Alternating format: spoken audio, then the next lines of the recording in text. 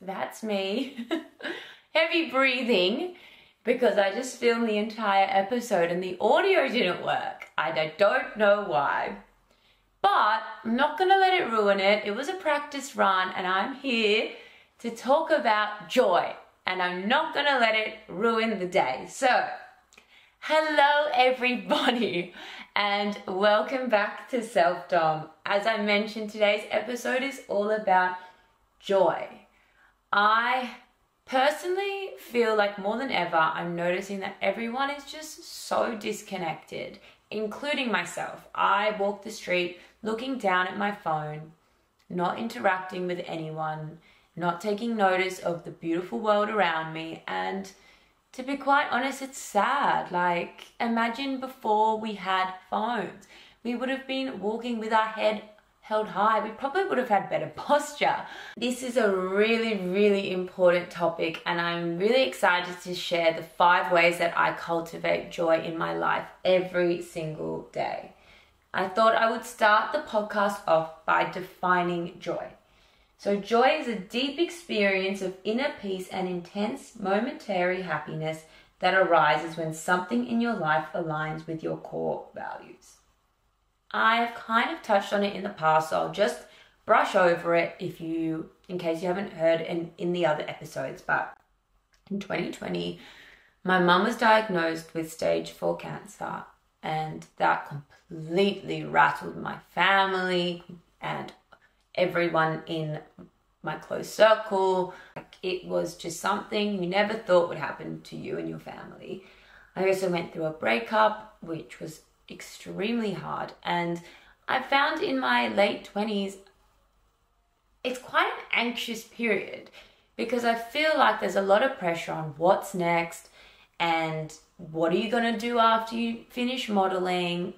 Like, I'm working with girls who are 19 and I'm 28, so I feel like that's always the question, oh, what are you going to do when you finish modeling? And I find it creates so much anxiety because I really just want to be present and enjoy each moment. So those are things that I've been kind of dealing with myself. And I've come to realize that the highs and lows are part of the journey. The only thing that we know for sure is change.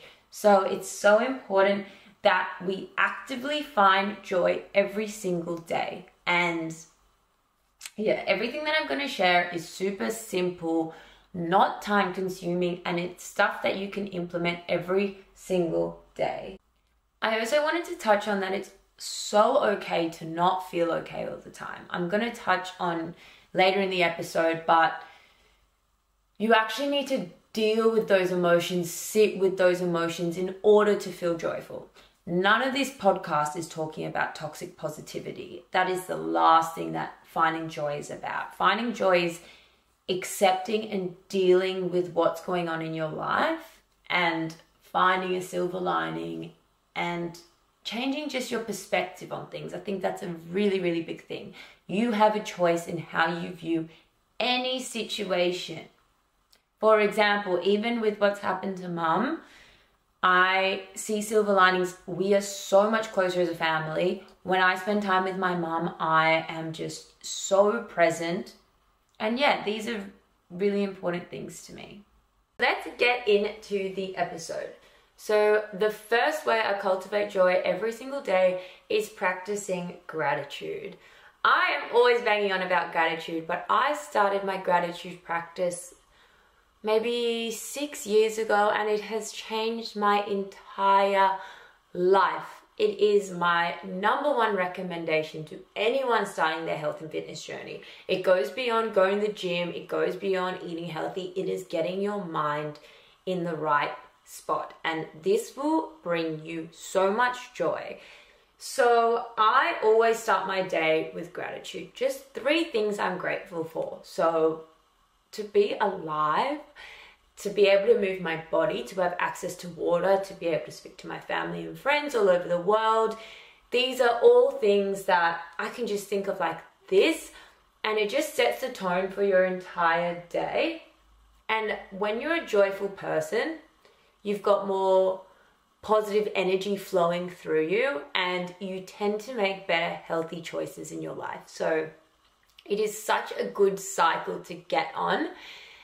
And we've all been on the opposite side where you're in a rut and you're exhausted, it's not going well at work, so then you eat junk food, you don't go to the gym. You know which cycle you'd rather be on. So starting your day with gratitude is an amazing way to get you on that cycle. I also always end the day with gratitude. For me, it is about letting go of what didn't serve me.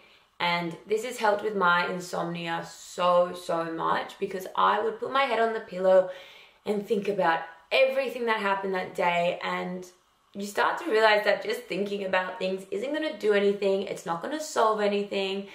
But what's going to help you is an amazing sleep and a good routine. So gratitude at night is also an amazing way to cultivate joy. It's also a way that I find the morning starts better. It kind of starts the night before. Expressing gratitude is also a great way to cultivate joy. This could be messaging an old friend you haven't seen in a while and letting them know how much you care about them. As I mentioned, we're all in this digital age. We're all on our phone all the time.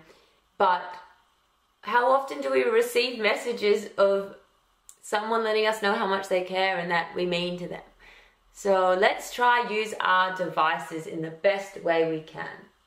I also recently discovered the High Five Habit by Mel Robbins, and this involves first thing in the morning, when you're going to brush your teeth, you high five yourself in the mirror. And at first I felt so crazy, but the more I did it, the more I saw the value in it, because before I started doing it, when I look in the mirror first thing in the morning, the negative self-talk starts there.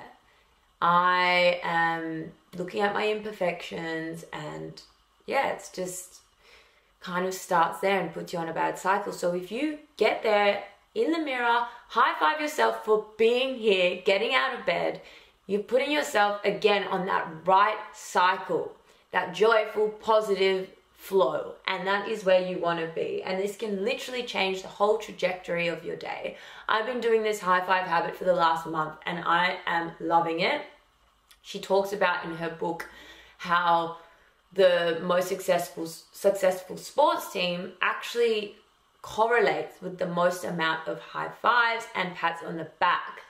So this is such an encouraging body movement that we should be doing to ourselves, and it literally takes 2 seconds. So try it and let me know how you go. And I really recommend the book or listening to some of her podcasts to kind of learn more about it and learn about the science behind it. It's so backed by science, and neuroscientists back it. Dr. Amen loves it. So yeah, definitely give that little hack a go.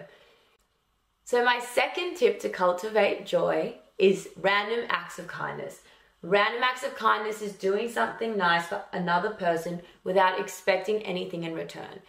We all know it feels good to do good, and it's not just like a woo-woo thing. You release oxytocin, dopamine, and serotonin in the body, which are your feel-good, lovey, cuddly hormones, which actually makes you feel good when you give. And this cultivates joy, and I want to start doing more charity work. I want to start smiling at strangers on the street. I want to buy a friend a coffee. These simple little things that take no time are gonna make you feel good, and the other person as well. There's also so many health benefits to random acts of kindness because of these hormone releases in the body. It's been proven to lower your blood pressure, create less stress, improve your longevity, and it gives you this overall high feeling, which is known as the helper's high. With all of these tips, you have to be doing it repeatedly. So you can't just do one act of kindness and expect yourself to be more joyful all the time. You have to be doing this every single day, or at least a few times a week when it comes to random acts of kindness. But gratitude every day, and everything else I touch on, it needs to be every day. And I can tell you from experience, it becomes a habit and it becomes second nature. And all of these things just, you know how it's just about becoming that 1% better. And when you become that 1% better, you're on this flow, and it's just, you just ooze goodness, and Yeah, I'm excited for you guys to adopt these strategies. So my third tip to cultivate joy is to engage your senses. We've all had that moment where you're exhausted after work, you get in the car, you're not feeling super joyful, and you put the radio on and randomly your favorite song plays and you just become full of energy. It's like a complete mood swing, and that's because it's high vibrational, and when you engage your senses, it can bring you so much joy. This is one of my favorite strategies for when I'm feeling a little bit low. I try tune into one of my senses. So we've got hearing, sight, taste, touch, and smell, and I thought I would talk about my favorite little way to engage in each of these. So when it comes to hearing, as I spoke about, music is incredible. I love house music and dance music for this reason. It's so high vibrational, gets me off my chair, it gives me energy. Second is sight. I love going and watching the sunrise. It just brings me so much joy being in nature, and if you look into this, watching sunrise will actually reduce inflammation in the body and boost your mood, which is crazy. Honestly, the healthiest things you can do for you are completely free. I always say this, but it is true. Taste. This isn't me telling you you can go to your pantry and eat all the chocolate and cookies in there. What I'm saying is to engage your taste sense is to get a ripe piece of fruit like an apple, get rid of your phone, get rid of any distraction, and just enjoy each mouthful and feel the joy and feel blessed that you have access to that. That always brings me joy. My favorite is dates and peanut butter. I honestly, it's my favorite. Touch. So this could be self-massage.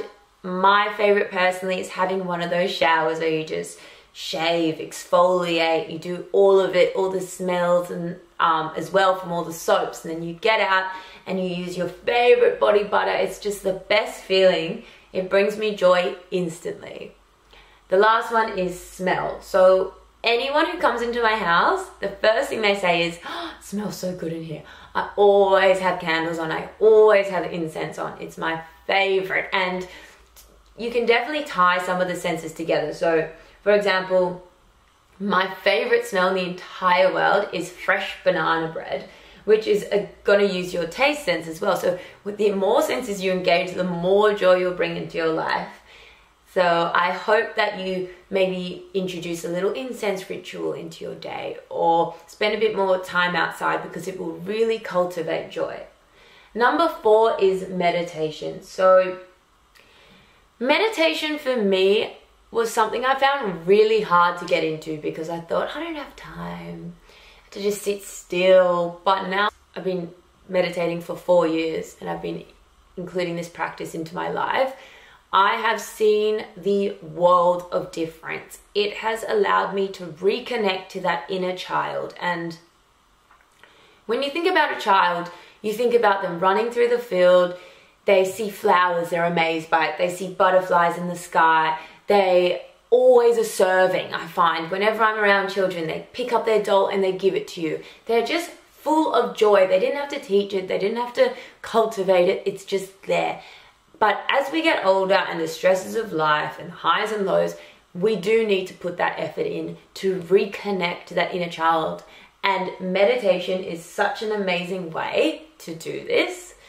So what I do is in the morning is 15 minutes, and I have my mantra. I say I'm calm, I'm happy, I'm safe. And I go through that. I kind of like focus on my third eye, and I always feel lighter. The world is brighter. I am just so much happier afterwards, and it allows you to just disconnect from the external world, the clutter, your phone, even if it's just for a short while, and just focus on those words, your mantra.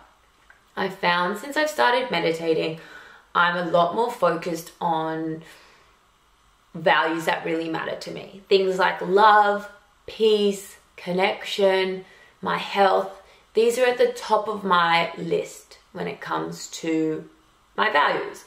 But before I meditated, I was always chasing success. I was always chasing status. I always just wanted to be better, but not for the right reasons. Because if you're always chasing those values, You achieve, and then you want to achieve more. You're never at the end, and you're never present. So it's been a really, really big eye-opener for me, and it's really helped me connect to what's important and to find my most authentic self.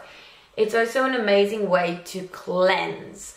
Meditation has been proven to get rid of that stagnant energy, those stagnant emotions. And at the beginning, how I touched on, the last thing I would want is for anyone to feel like they can never not be okay. This is your time to just be really present with those emotions and release them, let them go. Because when they're stagnant, you can become irritable at the smallest of things because it triggers that in you. I find that meditating has allowed me to see the world through a different lens, and I'm more accepting of my life and what's going on. And I understand that I can't control everything. You just need to accept what's happening and go with it. Once you accept, that is the first step in finding joy. I truly, truly believe it. So if you wanted a sign to start meditating or to get back into it, if you've let it go, this is your sign. I really, really hope you guys get back into it. Number 5 is limit social media use. This is one I need to work on. I've touched on it many times, but I'm just so sad that we all just look at our phone. We walk the street looking down at our phone. No one is looking up. Everyone on the bus, their head is down. It is really, really sad, and this disconnect is taking away so much joy. We're on our phones comparing ourselves, which creates a negative self-talk, and you're on that bad cycle again.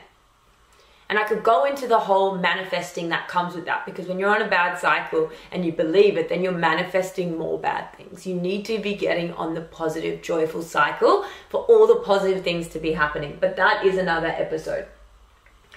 I am here to remind you that social media is curated. And I know that we all know that, but I also think we forget it and we doomsday scroll, feel shit about ourselves, and it's not going to bring you joy. I know myself, when life wasn't going how I wanted it to go, I would distract myself by going on social media, and it didn't make me feel any better. What would have made me feel better is going for a walk, seeing a friend, cooking myself a delicious meal. These are just 3 things off the top of my head that would have brought me joy instantly. But instead, I'll waste 45 minutes just scrolling on my phone. I know myself that someone who is in social media, it's very curated. You rarely show everything on there. And kudos to people who do, but I would say 99% of accounts don't. So you need to just keep that top of mind when you're on your phone. I also think that this week or next week, schedule in a time in your journal, 45 minutes to an hour, to mute or unfollow accounts that don't bring you joy. You find yourself comparing, and just kind of notice how accounts make you feel as you're scrolling. If they don't make you feel good, just unfollow them, because we're on our phones, some people 8 hours a day. So we need to be controlling what we're looking at, what we're absorbing, so that we can be our most present, happy and joyful selves. The Happiness Research Institute found that those who avoid social media, even for just 1 week, improve in mood because they are more present. Again, go on that walk and just be outside, because spending time on your phone is just never going to bring you joy. So I'm setting the challenge for us, because I need to do this myself, is no social media before 8 a.m. and no social media after 8 p.m. I hope you guys can join in the challenge. Let me know how you go. Let's do it for a week and see how we feel. I would love to hear from you. So those are my 5 tips to cultivate joy in your life every single day, even in the darkest of times. We know in life there is highs and lows, so it's up to us about how we find joy and making the most of every single situation. I really loved filming this episode because it was a good reminder for me on how to find joy, and especially the less social media. You guys are holding me accountable now. I would love if you could share this episode to someone who needs a bit of joy in their life, or share it on your socials And I would also love to hear what other videos you would love me to create. Sending you guys so much love and see you on the next episode.